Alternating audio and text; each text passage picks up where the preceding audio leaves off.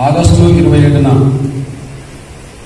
Supreme court 5 జడ్జీలతో కూడిన ధర్మాసనం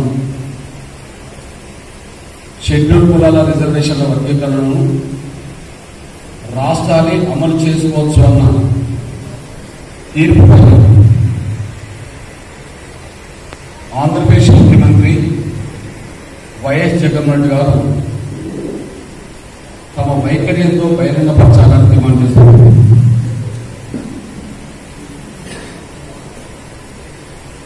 తీర్పు వచ్చి నెల రోజులు దాటినా ఆయన మౌనంగా ఉండడం అనేది మానవ జాతిని కలవరపెట్టుకున్న అంశమని, తండ్రి మీద ఏమాత్రం గౌరవం ఉన్నా తను విశ్వసించే దేవుడి పట్ల అపారమైన గౌరవం ఉన్నా వర్గీకరణ మీద సానుకూలంగా స్పందించాలని చెప్పి నేను కోరుతున్నాను. తండ్రి పట్ల గౌరవం ఉన్నా, తను నమ్ముకున్న దేవుడి పట్ల గౌరవమైన విశ్వాసం ఉన్నా వర్గీకరణకు సానుకూలంగా స్పందించాలని కోరుతున్నాను.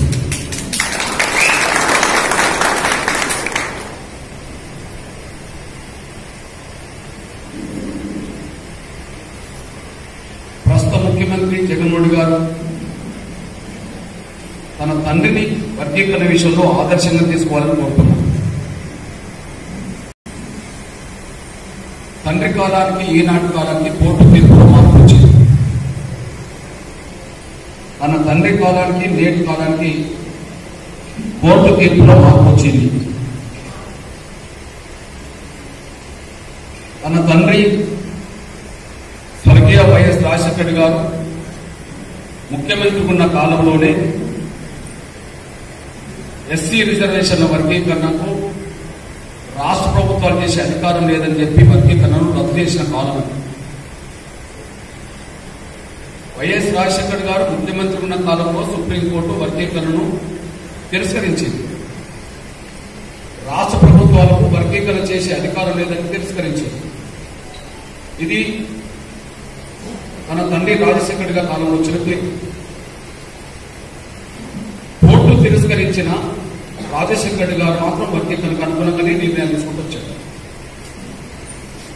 కోర్టు తిరస్కరించిన, సుప్రీంకోర్టు రాష్ట్రాలకు అధికారం లేదని చెప్పిన రాజశేఖర గారు మాత్రం వర్గీకరణను నిలబెట్టడం కోసమే తాను ప్రయత్నం చేశారు.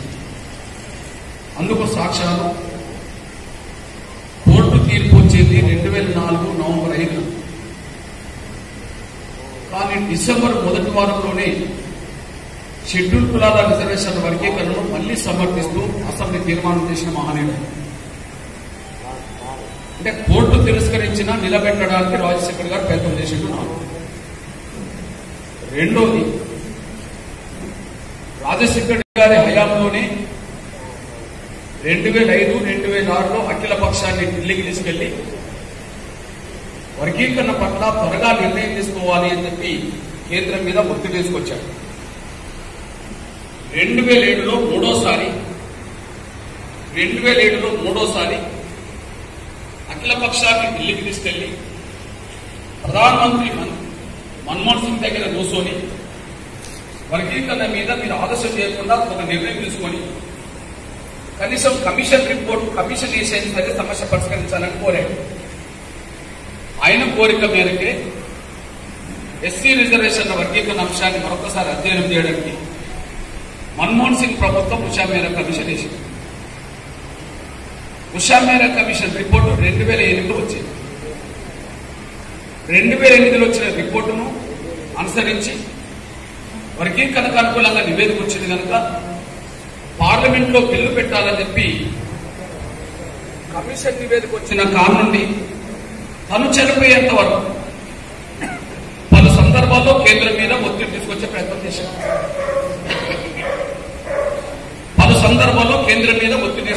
చేశారు.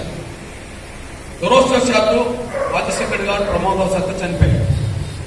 కానీ తను అసెంబ్లీ తీర్మానం చేసిన రోజు నుంచి తను చనిపోయేంత వరకు వర్గీకరణకి కట్టుబడి ఉన్నవాడైన వ్యక్తి రాజశేఖర్ గారు. అదే సమయంలో ఎన్నో సభలో ఆయన హామీ ఇచ్చాడు. ముఖ్యమంత్రి హోదాలో కూడా 2007 ఏప్రిల్ 17న జరిగిన విజయవాడ విశ్వరూప మహాసభకు వచ్చి కూడా వర్గీకరణను అమలు చేయించే బాధ్యత నాదేనని చెప్పి బహిరంగ సభలో స్పష్టం చేశారు. ఆ బహిరంగ సభలో ఇంకో మాట చెప్పారు.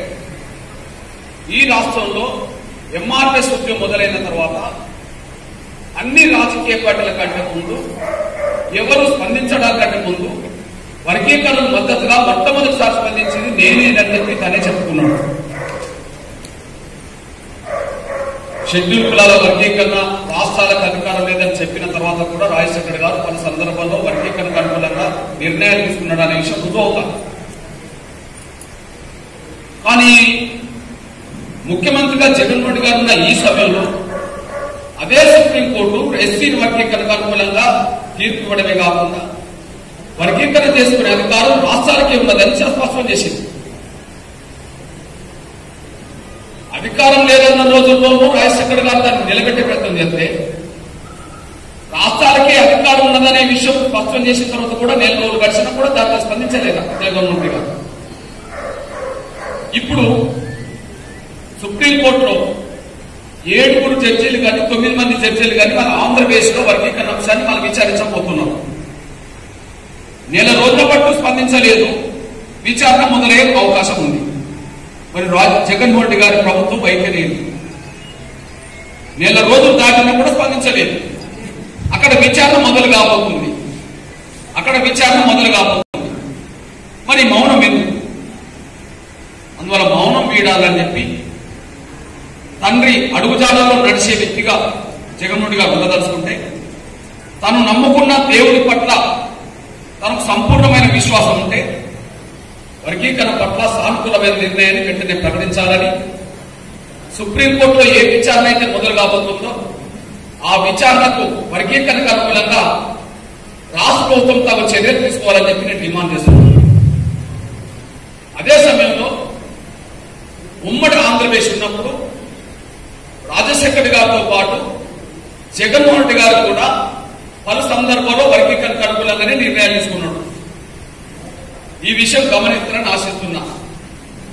ఉమ్మడి ఆంధ్రప్రదేశ్ ఉన్నప్పుడు రాజశేఖర్ గారితో పాటు జగన్మోహన్ రెడ్డి గారు కూడా వివిధ సందర్భాల్లో వర్గీకరణకు అనుకూలంగానే నిర్ణయం తీసుకున్నాడు అనే విషయం గుర్తు చేస్తున్నా.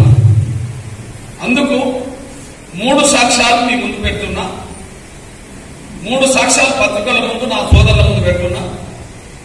ఆ సాక్ష్యాలు కాదని ఇప్పుడు ముఖ్యమంత్రి వైఎస్ జగన్మోహన్ రెడ్డి గారు చెప్పలేడు. అది వాస్తవం కనుక. ఒకటి, 2011లో జగన్మోహన్ రెడ్డి గారు ఓదార్పు యాత్ర చేస్తున్నప్పుడు నెల్లూరు జిల్లా ఆత్మకూరులో ఓదార్పు యాత్ర కొనసాగుతున్న సమయంలో షెడ్యూల్ కులాల రిజర్వేషన్ వర్గీకరణ జరగాల్సిందేనని చెప్పి ఆత్మకూరు నుంచి ప్రధానమంత్రి మన్మోహన్ సింగ్ గారికి లేఖ రాశాడు. అప్పుడు కడప ఎంపీగా ఉన్నాడు.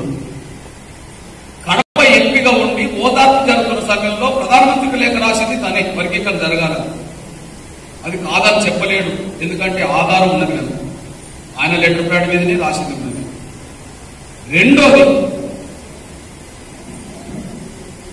తన తండ్రి చనిపోయిన తర్వాత, స్వర్గీయ వైఎస్ రాజశేఖర్ గారు చనిపోయిన తర్వాత మొట్టమొదటిసారి వైఎస్ఆర్సీపీ ప్లీనరీ ఇడుపులపాయలో జరిగిన విషయం మీ అందరికీ తెలుసు.